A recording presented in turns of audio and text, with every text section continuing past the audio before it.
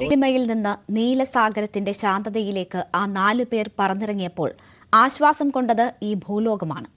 ഇന്ത്യയുടെ പുത്രി സുനിത ആരോഗ്യമുള്ളൊരു ചിരിതൂകി കൈവീശി നീങ്ങിയത് ഇരട്ടി സന്തോഷം. 9 മാസത്തെ ആശങ്ക അവസാനിപ്പിച്ചുകൊണ്ടുള്ള ആ മടക്കയാത്രയുടെ റിപ്പോർട്ടുകളിലേക്ക് വരാം. അതിനു മുൻപ് ലൈവ് അറ്റ് 6-ൽ ആദ്യം തലക്കെട്ടുകൾ നോക്കാം. സർക്കാർ ഒരു ചർച്ച നടത്തി എന്ന് വരുത്തണം. അതിനപ്പുറത്തേക്ക് ഇതിനകത്തൊന്നുമില്ല. പേരിനൊരു ചർച്ച.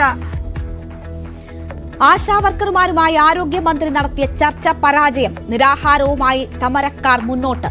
മന്ത്രി പറഞ്ഞത് പ്രാരാബ്ധ കണക്ക് മാത്രമെന്ന് സമരസമിതി. അങ്കണവാടി ജീവനക്കാരുടെ സമരവും ശക്തി പ്രാപിക്കുന്നു.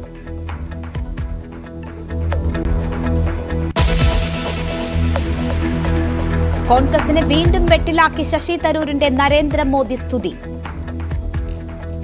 A prime minister who can hug both the president of Ukraine and the president of Moscow 2 weeks apart and be accepted in both places, and therefore India is in a position where it can make a difference. Russia Ukraine യുദ്ധത്തിൽ മോദിയുടെ നയം എതിർത്തത് അബദ്ധമായെന്ന് തരൂർ. പ്രസ്താവനയെ രാഷ്ട്രീയമായി കാണരുതെന്ന് പിന്നീട് തിരുത്തൽ. കരുതലോടെ പ്രതികരിച്ച കോൺഗ്രസ് നേതൃത്വം.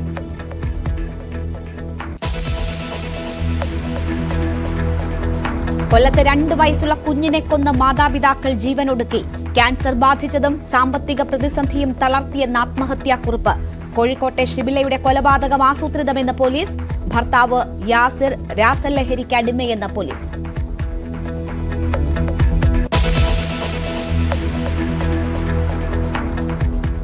കളമശ്ശേരി പോളിയിൽ കഞ്ചാവ് എത്തിച്ച ബംഗാൾ സ്വദേശികൾ പിടിയിൽ. കഞ്ചാവ് കൊണ്ടുവരുന്നത് ഒറീസയിൽ നിന്നെന്ന് പ്രതികൾ.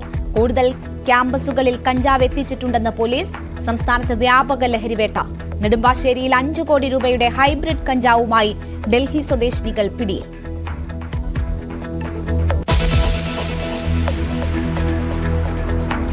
സിനിമാ കളക്ഷനിലെ നഷ്ടക്കണക്ക് പുറത്തുവിട്ട പ്രൊഡ്യൂസേഴ്സ് അസോസിയേഷൻ. കഴിഞ്ഞ മാസം റിലീസായ 17 സിനിമകളിൽ 11 നഷ്ടത്തിൽ. മുടക്കുമുതലിനടുത്തെത്തിയത് ഓഫീസർ ഓൺ ഡ്യൂട്ടി മാത്രം. ആകെ ചെലവാക്കിയ 75 കോടിയിൽ തിരികെ കിട്ടിയത് 23 കോടിയെന്ന നിർമ്മാതാക്കൾ.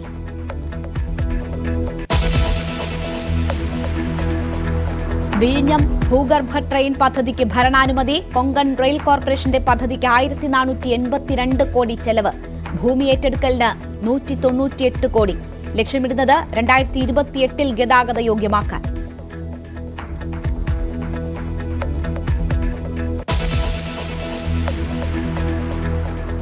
വാർത്തയിലേക്ക് വിശദമായി. സെക്രട്ടേറിയറ്റിന് മുന്നിൽ സമരം നടത്തുന്ന ആശമാരും സർക്കാരുമായി നടത്തിയ ചർച്ച പരാജയം. നാളെ മുതൽ നിരാഹാര സമരം ആരംഭിക്കും. ഒരു വാഗ്ദാനവും സർക്കാരിന് മുന്നോട്ട് വയ്ക്കാനായില്ലെന്നും മന്ത്രി പരിഹസിച്ചെന്നും ആശാവർക്കർമാർ വിമർശിച്ചു. NHM ഡയറക്ടർ നടത്തിയ ചർച്ചയിൽ കൂടുതൽ ഒന്നും മന്ത്രിക്ക് പറയാനുണ്ടായിരുന്നില്ല. സമരം നിർത്തിപ്പോകണമെന്ന് മന്ത്രി ആവശ്യപ്പെട്ടു. സർക്കാരിന്റെ സാമ്പത്തിക പരാധീനതകൾ മന്ത്രി ആശാവർക്കർമാരോട് ആവർത്തിക്കുകയായിരുന്നു എന്നും ചർച്ചയിൽ പങ്കെടുത്ത ആശമാർ പറഞ്ഞു.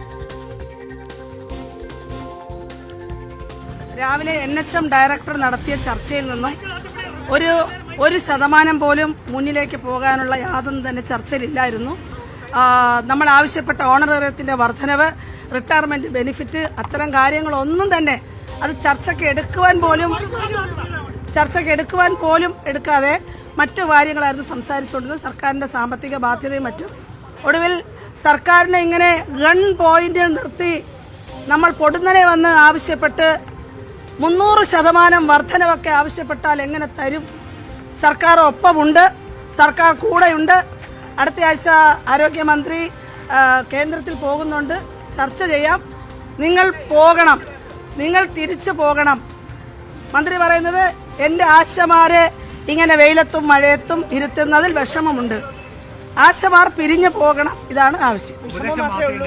മാത്രമേ ഉള്ളൂ. ഞങ്ങളുടെ പ്രസിഡന്റ് പറഞ്ഞു ആവശ്യങ്ങളെ കുറിച്ച് എന്താണ് വ്യക്തമായി പറഞ്ഞത്? എന്താണ്? സമരം നിർത്തിപ്പോകുക എന്നത് പറയാനാണ് വിളിച്ചത്. സമരത്തോട് സ്വീകരിച്ചത് ജനാധിപത്യ സമീപനമെന്ന് മന്ത്രി വാർത്താസമ്മേളനത്തിൽ പറഞ്ഞു. ആശമാരുടെ പ്രശ്നങ്ങൾ ഉന്നയിക്കാൻ കേന്ദ്ര ആരോഗ്യമന്ത്രിയെ കാണുമെന്നും മന്ത്രി വീണ ജോർജ് അറിയിച്ചു. ഒരു ജനാധിപത്യപരമായിട്ടുള്ള സമരം നടക്കുമ്പോൾ ആ സമരത്തോടൊരു ജനാധിപത്യ സർക്കാർ ജനാധിപത്യ സമീപനമാണ് സ്വീകരിച്ചിട്ടുള്ളത്. അന്നും വളരെ കൃത്യമായി, ഞാൻ പറഞ്ഞല്ലോ, വളരെ കൃത്യമായിട്ട് അവർ വളരെ സന്തോഷത്തോടെയാണ് അന്നത് ചർച്ചയിൽ പങ്കെടുത്തത്. ഞാൻ പറഞ്ഞു ഇന്ന കാര്യങ്ങൾ കേൾക്കണം. നിങ്ങളൊരു പ്രവർത്തന ചരിത്രം പരിശോധിച്ചാൽ ഏത് ഗവൺമെന്റാണ് ഏറ്റവും നന്നായി ചെയ്തിട്ടുള്ളത്, ഏത് ഗവൺമെന്റാണ് ഏറ്റവും, അതുകൊണ്ട് ഈ ഗവൺമെന്റിനെ ചെയ്യാൻ കഴിയുള്ളൂ, തീർച്ചയായിട്ടും ചെയ്യും എന്ന നിലപാടെടുത്ത് തന്നെയാണ് മുന്നോട്ട് പോയിട്ടുള്ളത്. ഡാൻ കുര്യൻ വാർത്തയുടെ വിശദാംശങ്ങളുമായി ചേരുകയാണ്. ഡാൻ, നാളെ നിരാഹാര സമരത്തിലേക്ക് നീങ്ങുമ്പോഴാണ് 38ാം ദിവസമായ ഇന്ന് 2 നിർണായക ചർച്ചകൾ നടന്നത്. വളരെ പ്രതീക്ഷയോടുകൂടി ആശമാർ കാത്തിരുന്ന 2 ചർച്ചകൾ. പക്ഷേ 2 ചർച്ചയും പരാജയമാകുന്നതാണ് കണ്ടത്. എന്താണ് ചർച്ചകൾ 2ഉം പരാജയപ്പെടാനുള്ള കാരണമെന്നാണ് ആശമാർ പറയുന്നത്? സത്യം പറയുക, ഞാൻ ആകെ അങ്ങ് 3 ആവശ്യങ്ങൾ ഉന്നയിച്ചുകൊണ്ടാണ് ആശാ ഹെൽത്ത് വർക്കേഴ്സ് അസോസിയേഷൻ സെക്രട്ടറിക്ക് നടയിൽ കഴിഞ്ഞ ഫെബ്രുവരി 10-ാം തീയതി അനിശ്ചിതകാല സമരത്തിന് ആഹ്വാനം ചെയ്തത്. 62 വയസ്സിലെ വിരമിക്കൽ പ്രായം പിൻവലിക്കുക, അതോടൊപ്പം തന്നെ വിരമിച്ചു പോകുന്നവർക്ക് ആനുകൂല്യങ്ങൾ 5 ലക്ഷം രൂപ നൽകുക, അതോടൊപ്പം ഓണറേറിയം 21,000 രൂപയായി വർദ്ധിപ്പിക്കുക. ഈ 3 ആവശ്യങ്ങൾ അങ്ങനെ തന്നെ അംഗീകരിക്കാതെ സമരത്തിൽ നിന്ന് പിന്നോട്ടില്ല എന്ന് ആശാ വർക്കർമാർ സർക്കാരിനെ അറിയിക്കുകയും അങ്ങനെ ഒരു കാര്യം നടത്തിത്തരാൻ നിലവിലെ സാമ്പത്തിക പ്രതിസന്ധിക്കിടയിൽ കഴിയില്ല എന്ന് സർക്കാർ തിരിച്ചവരെ അറിയിക്കുകയും ചെയ്തതോടെയാണ് NHMന്റെ ഡയറക്ടറും അതോടൊപ്പം തന്നെ ആരോഗ്യമന്ത്രിയും ഉച്ചയ്ക്ക് ശേഷവും നടത്തിയ ചർച്ചകൾ പൂർണ്ണമായി പരാജയപ്പെടുന്ന സാഹചര്യത്തിലേക്ക് കാര്യങ്ങൾ എത്തിയത്. അതിന് പിന്നാലെയാണ് നാളെ രാവിലെ 11 മണിക്ക് സെക്രട്ടേറിയറ്റ് നടയിൽ ഈ സമരവേദിയിൽ ആശാ വർക്കേഴ്സിന്റെ 3 പ്രതിനിധികൾ അനിശ്ചിതകാല നിരാഹാര സമരം ആരംഭിക്കുകയാണ് എന്നവർ പ്രഖ്യാപിച്ചിരിക്കുന്നത്. ഏതാണ്ട് 50ഓളം പേർ നിരാഹാരം അനുഷ്ഠിക്കാൻ സന്നദ്ധരായി ഇതിനോടകം രംഗത്തെത്തിയിട്ടുണ്ട്. ആദ്യം 3 പേരുടെ ആരോഗ്യസ്ഥിതി വഷളാകുന്ന മുറയ്ക്ക് മറ്റുള്ളവർ ഈ സമരം ഏറ്റെടുക്കുമെന്നാണ് ഇവരിപ്പോൾ അറിയിക്കുന്നത്. ഒരു റിലേ സമരത്തിന്റെ മോഡലിലായിരിക്കും ഈ നിരാഹാര സമരം ഇവിടെ നടക്കുക എന്നാണ് പറയുന്നത്.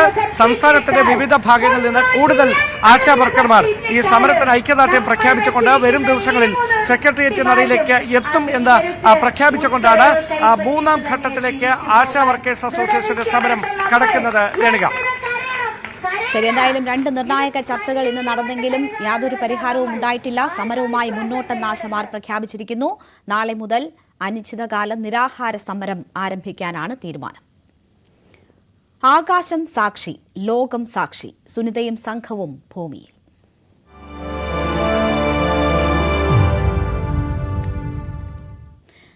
ഒൻപത് മാസത്തിന് ശേഷം സുനിത വില്യംസും ബുഷ് വിൽമോറും സുരക്ഷിതരായി ഭൂമിയിൽ മടങ്ങിയെത്തി. പുലർച്ചെ 3:27 മെക്സിക്കൻ ഉൾക്കടലിലായിരുന്നു ഡ്രാഗൺ പേടകത്തിന്റെ സ്പ്ലാഷ് ഡൌൺ. പേടകത്തിൽ നിന്ന് പുറത്തെത്തിച്ച 4 യാത്രികരെയും ആശുപത്രിയിലേക്ക് മാറ്റി. ദൌത്യം വിജയിച്ചതിൽ സ്പേസ് എക്സിനെയും എലോൺ മസ്കിനെയും അമേരിക്കൻ പ്രസിഡന്റ് ഡൊണാൾഡ് ട്രംപ് അഭിനന്ദിച്ചു. ട്രംപിനോടും നാസയോടും മസ്ക് നന്ദിയും പറഞ്ഞു. ദൌത്യം സമ്പൂർണ്ണ വിജയമായിരുന്നുവെന്ന് നാസ അറിയിച്ചു.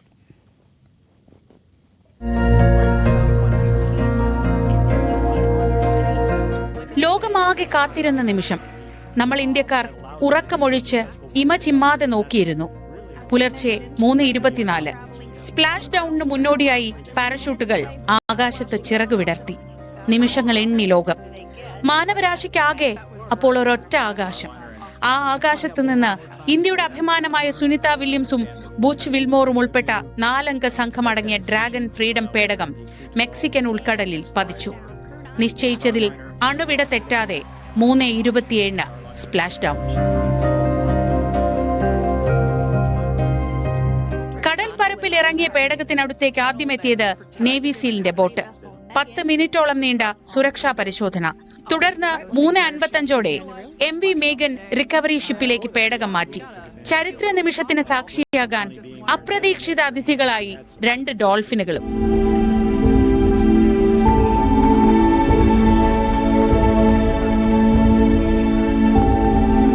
4:08 പേടകത്തിന്റെ വാതിൽ തുറന്നു. 10 മിനിറ്റിന് ശേഷം യാത്രികരെ ഓരോരുത്തരെയായി പുറത്തേക്കെത്തിച്ചു. ഗുരുത്വാകർഷണമില്ലാത്ത ബഹിരാകാശത്ത് പിന്നിട്ട 9 മാസത്തിന്റെ പ്രതിഫലനങ്ങൾ ശരീരത്തിലുള്ളതിനാൽ പ്രത്യേക സ്ട്രെച്ചറിൽ പുറത്തേക്ക്. ആദ്യം പുറത്തിറങ്ങിയത് നിക് ഹേഗ്, പിന്നെ അലക്സാണ്ടർ ഗോർബനീവ്. സ്പേസ് എക്സ് ക്രൂ 9 ദൌത്യത്തിന്റെ ഭാഗമായി കഴിഞ്ഞ സെപ്റ്റംബറിൽ ബഹിരാകാശ നിലയത്തിലെത്തിയ ഇവരാണ് മടങ്ങിവരവിൽ ഡ്രാഗൺ ഫ്രീഡം പേടകത്തെ നിയന്ത്രിച്ചത്. തൊട്ടു പിന്നാലെ നമ്മളെല്ലാം കാത്തിരുന്ന ആ പുഞ്ചിരി കൈവീശിയെത്തി. സുനിത വില്യംസ്, ഇന്ത്യയുടെ കൂടി അഭിമാനം.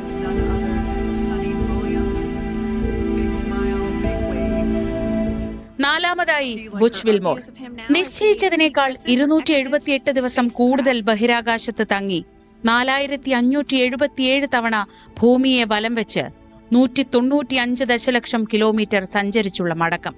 പ്രോട്ടോകോൾ പ്രകാരം 4 പേരെയും നാസയുടെ ഹൂസ്റ്റണിലെ ജോൺസൺ സ്പേസ് സെന്ററിലേക്ക് മാറ്റി. ഇനിയുള്ള കുറച്ചു നാളുകൾ മെഡിക്കൽ നിരീക്ഷണത്തിൽ.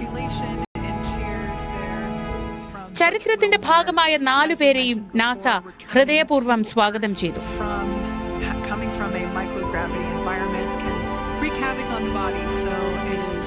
ഇലോൺ മസ്കിനും സ്പേസ് എക്സിനും നാസയ്ക്കും നന്ദി പറഞ്ഞ് വൈറ്റ് ഹൌസും സ്പേസ് എക്സിനും നാസയ്ക്കും ഡൊണാൾഡ് ട്രംപിനും നന്ദി പറഞ്ഞ് മസ്കും. അമേരിക്കയുടെ മുന്നോട്ടു പോക്കിലെ ഏറ്റവും നിർണായകമായ കൂട്ടുകെട്ടിനു കൂടി ഇന്ന് ബഹിരാകാശവും ഭൂമിയും സാക്ഷിയായി. News desk, news 18. ലോകം കാത്തിരുന്ന സന്തോഷവാർത്തയാണ് ഇന്ന് ഇന്ത്യൻ സമയം പുലർച്ചെ 3:27 സംഭവിച്ചത്. അഭിമാനവും സന്തോഷവും ഇരട്ടിയാക്കിയ ഈ നിമിഷത്തെ പ്രശംസ കൊണ്ട് മൂടുകയാണ് ലോകവും ലോക നേതാക്കളും.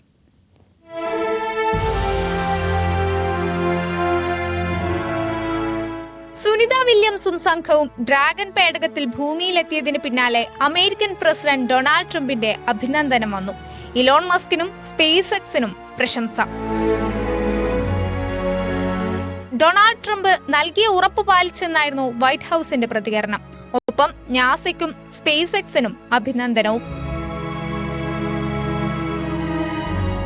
സ്പേസ് എക്സിനെയും നാസയെയും അഭിനന്ദിക്കുകയായിരുന്നു ഇലോൺ മസ്ക്.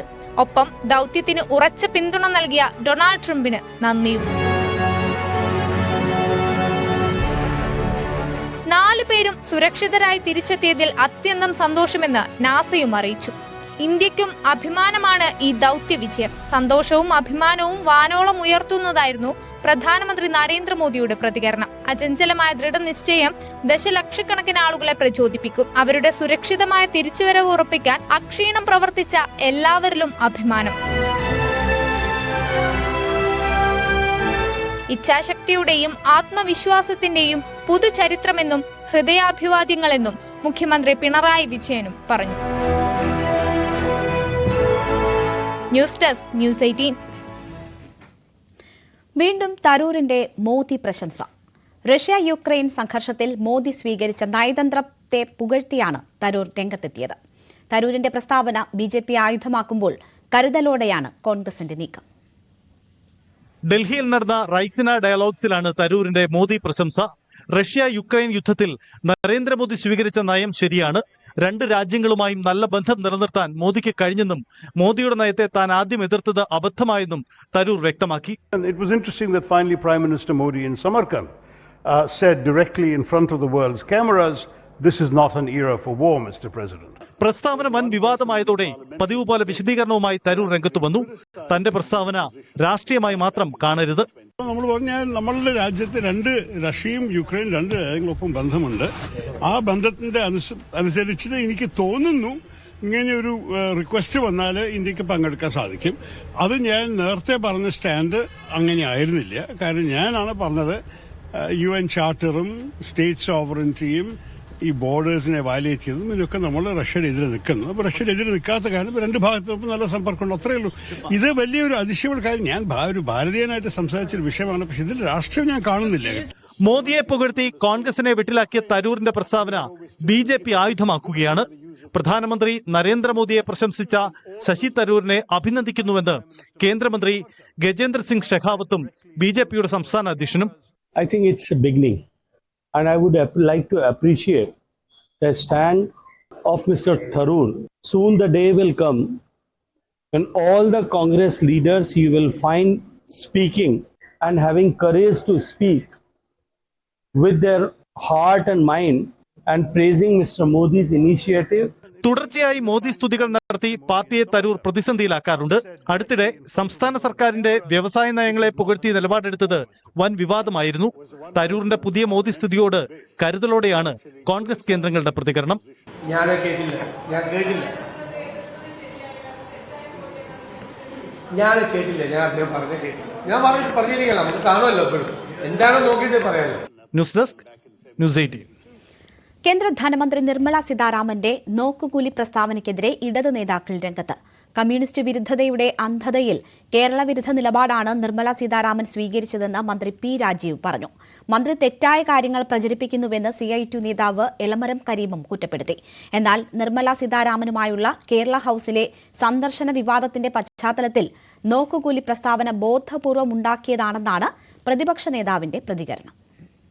BJP രാഷ്ട്രീയം മാത്രം കണക്കിലെടുത്തിട്ടുള്ള ഒരു പ്രതികരണമാണ്. അത് കേരളത്തിനെതിരായിട്ടുള്ള ഒരു കടുത്ത നിലപാടാണ്. നോക്കുകൂലി എന്ന സമ്പ്രദായം ഇന്ന് കേരളത്തിലില്ല. ഇനി ഏതെങ്കിലും ഒരു പ്രദേശത്ത് ഏതെങ്കിലും ഒരു തൊഴിലാളി ആ തരത്തിൽ പ്രവർത്തിക്കുന്നുണ്ടെങ്കിൽ അത് ക്രിമിനൽ കുറ്റമാണ്. We expected the union government to at least declare some relief for Kerala in the budget. Now the honorable finance minister is very keen about നോക്കുകൂലി of Kerala. But I would urge upon the government to extend all possible help. അല്ല, അത് ഇവര് തമ്മിൽ വലിയ സൗഹൃദവും സ്നേഹവും ബന്ധമല്ലേ? അവര് അങ്ങോട്ടും ഇങ്ങോട്ടും ഞങ്ങൾ തമ്മിൽ അങ്ങനെ ബന്ധമില്ല എന്ന് കാണിക്കാൻ വേണ്ടിയിട്ട് പറഞ്ഞായിരിക്കും. ഞാൻ അങ്ങനെയാണ് കരുതുന്നത്. കൊല്ലം താന്നിയിൽ 2.5 വയസ്സുള്ള കുഞ്ഞിനെ കൊലപ്പെടുത്തി മാതാപിതാക്കൾ ജീവനൊടുക്കി. താന്നി BSNL ഓഫീസിന് സമീപം വാടകയ്ക്ക് താമസിക്കുകയായിരുന്ന അജീഷ്, ഭാര്യ സുലു, മകൻ ആദി എന്നിവരാണ് മരിച്ചത്. അജീഷ് കഴിഞ്ഞ ദിവസം ക്യാൻസർ സ്ഥിരീകരിച്ചിരുന്നു. സാമ്പത്തിക ബുദ്ധിമുട്ടുണ്ടായിരുന്നുവെന്നും പോലീസ് പറഞ്ഞു. അജീഷിനെയും സുലുവിനെയും തൂങ്ങി മരിച്ച നിലയിലാണ് കണ്ടെത്തിയത്. കുട്ടിയെ കട്ടിലിൽ മരിച്ച നിലയിലും.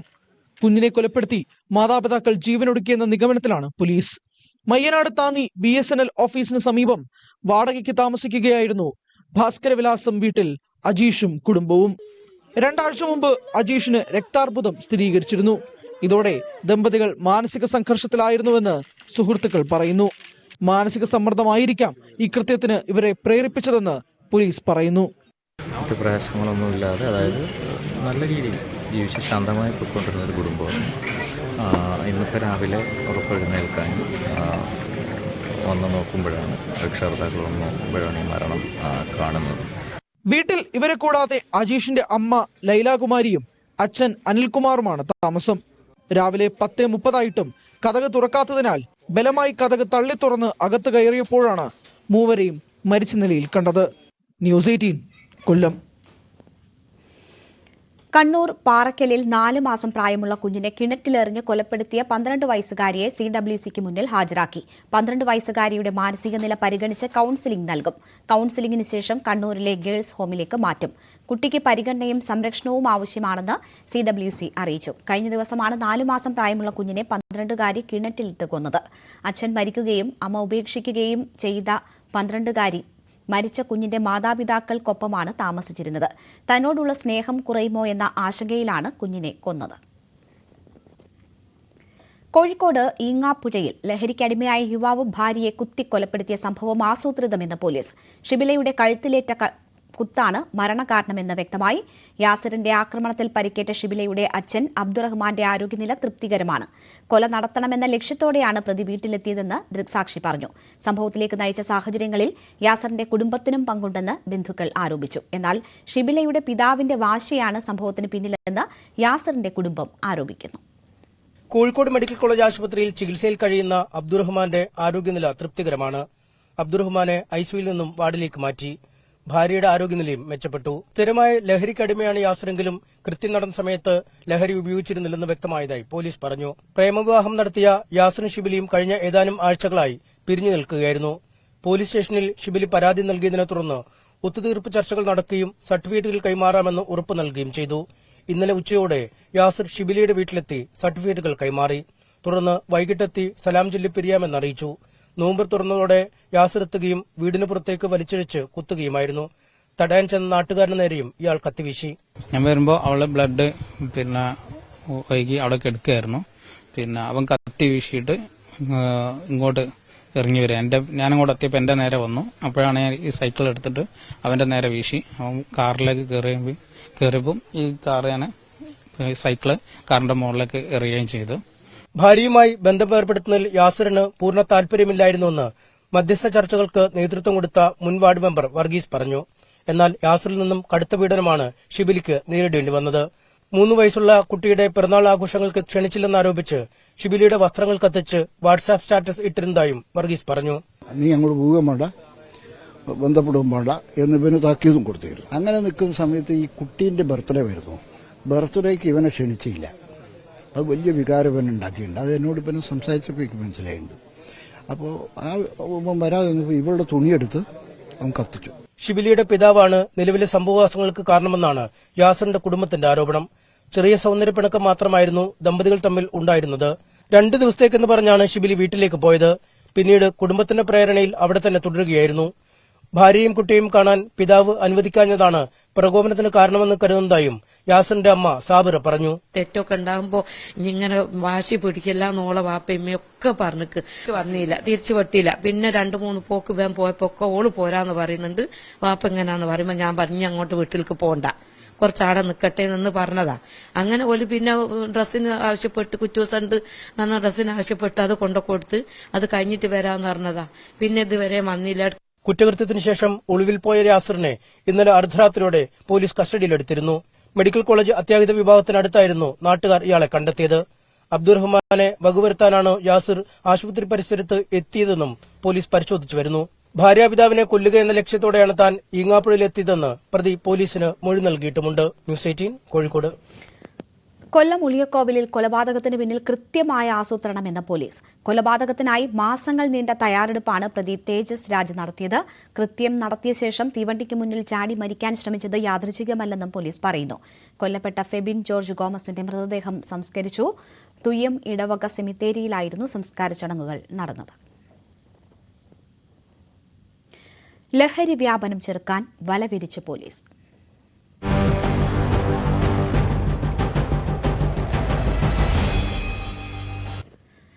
കളമശ്ശേരി പോളിടെക്നിക് കഞ്ചാവ് കേസിൽ മുഖ്യപ്രതികൾ പിടിയിൽ. ബംഗാൾ സ്വദേശികളായ സുഹൈൽ ഷേഖ്, അഹിന്ദ മൊഹ്ഡേൽ എന്നിവരെയാണ് മൂവാറ്റുപുഴയിൽ നിന്ന് പോലീസ് അറസ്റ്റ് ചെയ്തത്. ഇരുവരുമാണ് വിദ്യാർത്ഥികൾക്ക് കഞ്ചാവ് കൈമാറിയത്. കേസിൽ ഇതുവരെ 6 പേരെയാണ് പിടികൂടിയിട്ടുള്ളത്. വിദ്യാർത്ഥികൾക്കിടയിൽ സുഹൈൽ ബായ് എന്ന് വിളിപ്പേരുള്ള സുഹൈൽ ഷെയ്ഖിനെയും കൂട്ടാളിയുമാണ് പിടികൂടിയത്. പോലീസ് അന്വേഷണം ശക്തമാക്കിയതോടെ ആലുവയിൽ നിന്ന് സുഹൈൽ മൂവാറ്റുപുഴയിലേക്ക് ഒളിവിൽ പോയി. ഇന്ന് പുലർച്ചെയാണ് ഇയാളെ പിടികൂടുന്നത്. കൂട്ടാളി അഹിന്ദ മണ്ടേലിനെയും അറസ്റ്റ് ചെയ്തു. ഇരുവരും ചേർന്നാണ് പോളിടെക്നിക് ഹോസ്റ്റലിലെ വിദ്യാർത്ഥികൾക്ക് കഞ്ചാവ് വിറ്റത്. പിടിയിലായ അനുരാജ് സുഹൈലിന് പണം കൈമാറിയ രേഖകളും പോലീസ് കണ്ടെത്തിയിട്ടുണ്ട്. അനുരാജിന്റെ അക്കൌണ്ടിലേക്ക് പണം കൈമാറിയ വിദ്യാർത്ഥികളുടെ വിവരങ്ങളും പോലീസ് പരിശോധിക്കുകയാണ്. കേരളത്തിലേക്ക് കഞ്ചാവ് എത്തിക്കുന്നത് ഒറീസയിൽ നിന്നാണെന്നാണ് പ്രതികളുടെ മൊഴി. ഇവർ ജില്ലയിലെ കൂടുതൽ ഹോസ്റ്റലുകളിലേക്ക് കഞ്ചാവ് കൈമാറിയതായും പോലീസ് സംശയിക്കുന്നുണ്ട്. ന്യൂസ് 18 കൊച്ചി. സംസ്ഥാനത്ത് ഇന്നും വ്യാപക ലഹരിവേട്ട. വീട്ടുവളപ്പിൽ കഞ്ചാവ് തോട്ടം വളർത്തിയതിന് കൊല്ലം ഓച്ചിറ സ്വദേശിയെ എക്സൈസ് പിടികൂടി. നെയ്യാറ്റിൻകരയിൽ MDMAയുമായി നിയമ വിദ്യാർത്ഥി ഉൾപ്പെടെ 2 പേർ പിടിയിലായി. മലപ്പുറം അരീക്കോട് മയക്കുമരുന്ന് ലഹരിയിൽ യുവാവ് പോലീസ് ജീപ്പിന്റെ ചില്ല് ചവിട്ടി തകർത്തു. രഹസ്യ വിവരത്തിന്റെ അടിസ്ഥാനത്തിലെത്തിയ കൊല്ലം എക്സൈസ് ടീം കണ്ടെത്തിയത് വീട്ടുവളപ്പിലെ കഞ്ചാവ് തോട്ടമാണ്. 38ഓളം കഞ്ചാവ് ചെടികളും വീട്ടിനുള്ളിൽ സൂക്ഷിച്ചിരുന്ന 1.5 കിലോ കഞ്ചാവുമാണ് പിടികൂടിയത്. Excise circle inspector Shiju SS കിട്ടിയ രഹസ്യ വിവരത്തിന്റെ അടിസ്ഥാനത്തിലായിരുന്നു പരിശോധന. ഓച്ചിറ സ്വദേശി മനീഷ് മോഹന്റെ വീട്ടിൽ നിന്നാണ് കഞ്ചാവ് തോട്ടവും കഞ്ചാവും പിടികൂടിയത്. നെയ്യാറ്റിൻകരയിൽ MDMAയുമായി നിയമവിദ്യാർത്ഥി ഉൾപ്പെടെ 2 പേർ പിടിയിലായി. എക്സൈസ് നടത്തിയ മിന്നൽ പരിശോധനയിലായിരുന്നു പ്രതികൾ പിടിയിലായത്. കാരോട് ബൈപ്പാസിൽ നടത്തിയ പരിശോധനയിൽ വള്ളക്കടവ് സ്വദേശിയായ സിദ്ദിഖ്, നിയമവിദ്യാർത്ഥി കൂടിയായ പാറശാല സ്വദേശി സൽമാൻ എന്നിവരെ പിടികൂടി. ഇവരിൽ നിന്ന് 21 ഗ്രാം MDMA ആണ് കണ്ടെത്തിയത്. നഗരഹൃദയങ്ങളിലും സ്കൂൾ കോളേജ് കേന്ദ്രമാക്കിയും ലഹരി മരുന്ന് വിൽപ്പന നടത്തുന്ന സംഘത്തിലെ കണ്ണികളാണ് ഇവരെന്ന് എക്സൈസ് സംഘം വ്യക്തമാക്കി. കോട്ടയം നഗരത്തിൽ 2 കിലോ കഞ്ചാവുമായി യുവാവ് പിടിയിലായി. ഒഡീഷ സ്വദേശി സുനിൽ ഭോയിയാണ് പിടിയിലായത്. 2.48 കിലോ കഞ്ചാവാണ് പിടിച്ചെടുത്തത്. മലപ്പുറം അരീക്കോട് കിണറടുപ്പിൽ മയക്കുമരുന്ന് ലഹരിയിൽ യുവാവ് പോലീസ് ജീപ്പിന്റെ ചില്ല് ചവിട്ടി തകർത്തു. കിണറടപ്പ് സ്വദേശി നിയാസിനെ അരീക്കോട് പോലീസ് അറസ്റ്റ് ചെയ്തപ്പോഴായിരുന്നു ആക്രമണം. ഇന്നലെ രാത്രി 10 മണിയോടെയാണ് സംഭവം. കൊച്ചി എയർപോർട്ടിൽ വൻ കഞ്ചാവ് വേട്ട. 5 കോടി രൂപ വില വരുന്ന ഹൈബ്രിഡ് കഞ്ചാവ് പിടികൂടി. ബാങ്കോക്കിൽ നിന്ന് 15 കിലോ കഞ്ചാവുമായി എത്തിയ 2 സ്ത്രീകളാണ് പിടിയിലായത്. രാജസ്ഥാൻ സ്വദേശി മാൻവി, ഡൽഹി സ്വദേശി സാൻവി എന്നിവരെയാണ് പോലീസ് അറസ്റ്റ് ചെയ്തത്. ചങ്ങനാശ്ശേരി തൃക്കൊടിത്താനത്ത് താമസ സ്ഥലത്ത് കഞ്ചാവ് ചെടി വളർത്തിയതിന് അസം സ്വദേശി ബിബിൽ ഗുഗോയെ പോലീസ് അറസ്റ്റ് ചെയ്തു. News desk news 18. സിനിമയിലെ ലഹരി ഉപയോഗം സഭയിൽ ഉന്നയിച്ച മന്ത്രി സജി ചെറിയാൻ. അക്രമവും മയക്കുമരുന്ന് ഉപയോഗവും പ്രോത്സാഹിപ്പിക്കുന്ന സിനിമകൾക്ക് നിയന്ത്രണം ഏർപ്പെടുത്തണമെന്ന് കേന്ദ്ര വാർത്താവിനിമയ മന്ത്രാലയത്തോടും സെൻസർ ബോർഡിനോടും അടിയന്തരമായി ആവശ്യപ്പെട്ടിട്ടുണ്ട്. OTT-യിലും ഇത്തരം സിനിമകൾക്ക് നിയന്ത്രണം കൊണ്ടുവരണമെന്ന് ആവശ്യപ്പെട്ടിട്ടുണ്ടെന്നും ആവിഷ്കാര സ്വാതന്ത്ര്യത്തിന്റെ വിഷയമുള്ളതിനാൽ സിനിമയുടെ ഉള്ളടക്കത്തിൽ സർക്കാരിന് ഇടപെടാൻ പരിമിതിയുണ്ടെന്നും മന്ത്രി സജി ചെറിയാൻ പറഞ്ഞു. സിനിമയിലെ നഷ്ടങ്ങളുടെ കണക്ക് പുറത്തുവിട്ട് നിർമ്മാതാക്കളുടെ സംഘടന റിലീസ് ചെയ്ത 17 സിനിമകളിൽ 11 എണ്ണവും നഷ്ടത്തിൽ. ഫെബ്രുവരിയിലെ കണക്കുകളാണ് പ്രൊഡ്യൂസേഴ്സ് അസോസിയേഷൻ പുറത്തുവിട്ടത്. രണ്ടാം തവണയാണ് സിനിമയിലെ നഷ്ടക്കണക്ക് നിർമ്മാതാക്കളുടെ സംഘടന പുറത്തുവിടുന്നത്. റിലീസ് ചെയ്ത 17 സിനിമകളിൽ 11 എണ്ണവും നഷ്ടം. ഫെബ്രുവരി പുറത്തിറങ്ങിയ സിനിമകളുടെ നിർമ്മാണ ചെലവ് 75 കോടിയിലധികമാണ്. ഇതിൽ തിരിച്ചു കിട്ടിയത് 23 കോടി 55 ലക്ഷം മാത്രമാണെന്നും അസോസിയേഷൻ പുറത്തുവിട്ട കണക്ക് പറയുന്നു. ഓരോ സിനിമയുടെയും ബജറ്റും കളക്ഷൻ തുകയുമുണ്ട്. അതായത് ഒരു സിനിമയ്ക്ക് പോലും ചെലവഴിച്ച തുക തിയേറ്ററിൽ നിന്ന് തിരിച്ചു കിട്ടിയിട്ടില്ലെന്ന് അർത്ഥം. 1 കോടി 60 ലക്ഷം രൂപ മുതൽ മുടക്കിൽ നിർമ്മിച്ച ലൗഡെയിൽ എന്ന ചിത്രത്തിന് തിയേറ്ററിൽ നിന്ന് കിട്ടിയത് 10,000 രൂപ മാത്രം. മുടക്ക് മുതലിന് തൊട്ടടുത്തെത്താനായത് കുഞ്ചാക്കോ ബോബൻ ചിത്രം ഓഫീസർ ഓൺ ഡ്യൂട്ടിക്ക് മാത്രം. 5 കോടിയിലധികം രൂപ മുതൽ മുടക്കി നിർമ്മിച്ച നാരായണിയുടെ 3 ആൺമക്കൾ നേടിയത് 13 ലക്ഷം. 8 കോടി രൂപ മുതൽ മുടക്കിയ ബ്രോമൻസ് നേടിയത് പകുതി മാത്രമെന്നും പ്രൊഡ്യൂസേഴ്സ് അസോസിയേഷന്റെ കണക്കുകൾ പറയുന്നു. ന്യൂസ് 18 കൊച്ചി. വിഴിഞ്ഞം ഭൂഗർഭ റെയിൽപാതയുടെ DPRന് അംഗീകാരം. കൊങ്കൺ റെയിൽ കോർപ്പറേഷൻ ലിമിറ്റഡ് തയ്യാറാക്കിയ ഡീറ്റെയിൽഡ് പ്രോജക്ട് റിപ്പോർട്ടിനാണ് മന്ത്രിസഭായോഗം അംഗീകാരം നൽകിയത്. 1482.92 കോടി രൂപയുടെ പദ്ധതിക്കാണ് ഭരണാനുമതി. 2028 ഡിസംബറിന് മുന്നേ റെയിൽപാത ഗതാഗത യോഗ്യമാക്കുകയാണ് ലക്ഷ്യം.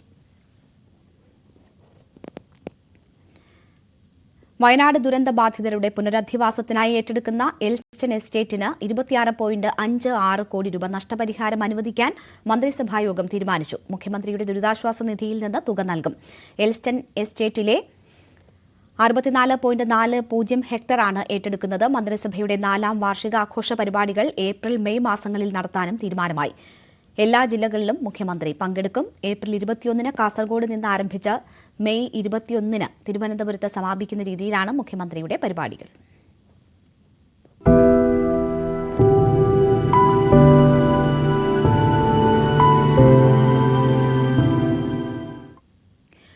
പ്രമേഹ രോഗികളായ കുട്ടികൾക്ക് നേരെ കണ്ണടച്ച സർക്കാർ. ജന്മനാ പ്രമേഹ രോഗികളായ കുട്ടികൾക്കുള്ള സൌജന്യ ഇൻസുലിൻ വിതരണം വെട്ടിക്കുറച്ചു. ഇതുവരെ നൽകിയിരുന്ന ഷോർട്ട് ആക്ഷൻ ഇൻസുലിന് പകരം സാധാരണ ഇൻസുലിനാകും ഇനി നൽകുക. സാധാരണ കുടുംബങ്ങളിലെ 100 കണക്കിന് കുട്ടികളുടെ ജീവിതം തന്നെ പ്രതിസന്ധിയിലാക്കുന്നതാണ് സർക്കാരിന്റെ തീരുമാനം. ചെറിയ പ്രായം മുതൽ പ്രമേഹബാധിതരായ കുട്ടികൾക്ക് നൽകിയിരുന്ന കൈത്താങ്ങാണ് സർക്കാർ നിർത്തലാക്കുന്നത്. ഡോക്ടർമാർ നിർദ്ദേശിക്കുന്ന അളവിൽ ഇനി മുതൽ സൌജന്യ ഇൻസുലിൻ നൽകേണ്ടതില്ല എന്നാണ് സർക്കാർ തീരുമാനം. 5 വയസ്സിന് മുകളിലുള്ളവർക്ക് ഇതുവരെ നൽകിയിരുന്ന ഷോർട്ട് ആക്ഷൻ ഇൻസുലിന് പകരം ഇനി മുതൽ സാധാരണ ഇൻസുലിനാകും നൽകുക. സാമ്പത്തിക പ്രതിസന്ധിയുടെ കാരണം പറഞ്ഞ് സർക്കാർ നടത്തുന്ന നീക്കം 100 കണക്കിന് കുട്ടികളുടെ ജീവിതം തന്നെ പ്രതിസന്ധിയിലാക്കുന്നതാണ്. ഇപ്പോൾ രക്ഷിതാക്കളുടെ ആവശ്യമെന്ന് പറയുന്നത് തുടക്കം മുതൽ നൽകിയിരുന്ന ഗുണനിലവാരമുള്ള അതേ ഇൻസുലിൻ ഈ കുട്ടികളിലേക്ക് ലഭ്യമാക്കുകയും ഈ കുട്ടികളുടെ ആവശ്യാനുസരണം ഈ ജീവൻ രക്ഷാ മരുന്നായ ഇൻസുലിൻ അവരിലേക്ക് ഗവൺമെന്റ് എത്തിക്കുകയും ചെയ്യണം എന്നുള്ളതാണ്. ചെറുപ്രായത്തിൽ തുടങ്ങി ജീവിതാവസാനം വരെ നീണ്ടു നിൽക്കുന്ന അവസ്ഥയാണ് ടൈപ്പ് 1 പ്രമേഹം. കുട്ടികൾക്ക് സ്കൂളിൽ വെച്ചും രാത്രിയിലുമെല്ലാം ഇൻസുലിൻ കൃത്യമായ അളവിൽ നൽകിയാൽ അവർക്ക് മുന്നോട്ട് പോകാൻ കഴിയും. യഥാസമയം ഇൻസുലിൻ നൽകിയില്ലെങ്കിൽ ഗുരുതര ആരോഗ്യ പ്രശ്നങ്ങളാകും ഇവർക്കുണ്ടാവുക. സാമൂഹികനീതി വകുപ്പിന് കീഴിലുള്ള മിഠായി പദ്ധതി ഇതുവരെ ഇൻസുലിൻ സൗജന്യമായിട്ടാണ് നൽകിയിരുന്നത്. സർക്കാർ തീരുമാനം മാറുമ്പോൾ ഇനി മുതൽ ഇൻസുലിൻ രക്ഷിതാക്കൾ പണം കൊടുത്തു വാങ്ങേണ്ടതായി വരും. കുട്ടികളിൽ ഫലപ്രദമായി ഉപയോഗിക്കുന്നതിനായി ഷോർട്ട് ആക്ഷൻ ഇൻസുലിനാണ് ഇതുവരെ നൽകിയിരുന്നത്. പക്ഷേ ഇനി മുതൽ സാധാരണ ഇൻസുലിൻ മാത്രം മതിയെന്നാണ് സർക്കാർ തീരുമാനം. 2018 പദ്ധതി തുടങ്ങുമ്പോൾ 600 കുട്ടികളെ ഉണ്ടായിരുന്നുള്ളൂ. ഇപ്പോൾ 1830 കുട്ടികൾ പദ്ധതിയിലുണ്ട്. 1000-ഓളം കുട്ടികൾ അപേക്ഷ നൽകി കാത്തിരിക്കുന്നു. സർക്കാർ മനസ്സുവെച്ചാൽ മാത്രമേ ഈ പ്രതിസന്ധിക്ക് പരിഹാരം കാണാനാകൂ. ടൈപ്പ് 1 പ്രമേഹമെന്ന ആജീവനാന്ത പ്രതിസന്ധിയോട് പോരാടുന്ന കുട്ടികളോടും അവരുടെ കുടുംബങ്ങളോടും സർക്കാർ കരുണ കാണിക്കണം. മലപ്പുറത്തുനിന്നും CB അനുമോദ്, ന്യൂസ് 18. യാക്കോബായ സഭയുടെ കാതോലിക്ക ബാവ വാഴിക്കൽ തീരുമാനം ഒഴിവാക്കണമെന്നാവശ്യപ്പെട്ട് പാത്രിയാർക്കീസ് ബാവയ്ക്ക് ഓർത്തഡോക്സ് സഭയുടെ കത്ത്. പാത്രിയാർക്കീസ് ബാവയ്ക്കും ഓറിയന്റൽ ഓർത്തഡോക്സ് സഭാതലവന്മാർക്കുമാണ് മാത്യൂസ് തൃതീയൻ കാതോലിക്ക ബാവ കത്തയച്ചിരിക്കുന്നത്. മലങ്കര സഭയിലുണ്ടായ വിഭജനത്തെ വീണ്ടും ഓർമ്മപ്പെടുത്തുന്നതാണ് പുതിയ നീക്കമെന്ന് കത്തിൽ പറയുന്നു. ക്രൈസ്തവ ഐക്യത്തിനായി ലോകം പരിശ്രമിക്കുന്ന കാലഘട്ടത്തിൽ വിഭജനത്തിന്റെ പാതയെ പ്രോത്സാഹിപ്പിക്കരുതെന്ന് കത്തിൽ ചൂണ്ടിക്കാട്ടിയിട്ടുണ്ട്. കോട്ടയം തലയോലപ്പറമ്പിന് സമീപം വെട്ടിക്കാട് എന്ന സ്ഥലത്ത് ഒരു വലിയ അപകടത്തിൽ നിന്ന് ബൈക്ക് യാത്രക്കാരൻ അത്ഭുതകരമായി രക്ഷപ്പെടുന്നതിന്റെ ദൃശ്യങ്ങൾ പുറത്തുവന്നു. എറണാകുളത്ത് നിന്നും കോട്ടയത്തേക്ക് വരികയായിരുന്ന ബസ് ബൈക്കിന് മുകളിലൂടെ കയറിയിറങ്ങി. ഈ ദൃശ്യത്തോടെ ലൈവ് at 6 പൂർണ്ണമാകുന്നു. നമസ്കാരം.